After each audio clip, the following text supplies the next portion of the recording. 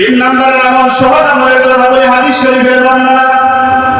রাসূল বলেছেন কুল হুয়াল্লাহর আমল, সূরা ইখলাসের আমল।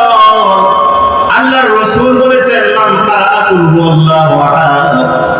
রাসূল বলেছেন এই দিনে কিংবা আমার যে উম্মত 10 বার কুল হুয়াল্লাহ শরীফ পড়বে, কুল হুয়াল্লাহু আহাদ আল্লাহুস সামাদ লাম ইয়ালিদ ওয়া লাম ইউলাদ ওয়া লাম ইয়াকুল লাহু কুফুয়ান আহাদ, এই ছোট্ট আমলটা যদি কেউ করতে পারে, দিনে 10 বার যদি কেউ তেলাওয়াত করতে পারে, আল্লাহ রাসূল বলেছেন বানাল্লাহু লাহু কাসরান ফিল জান্নাহ, আল্লাহ জান্নাতে তার জন্য একটা প্রাসাদ বানায়া দিবে।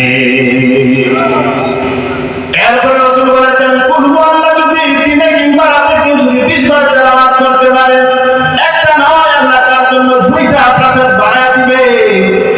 এরপর রাসূল বলেছেন যদি 30 বার যদি পড়তে পারো দিনে কিংবা রাতে, আল্লাহ জান্নাতের ভিতরে তোমার জন্য বানাল্লাহু লাহু সালাসাতা কুসুরিন ফিল জান্নাহ, জান্নাতের ভিতরে আল্লাহ আমাদের জন্য একটা নয় 3টা প্রাসাদ বানায়া দিবে।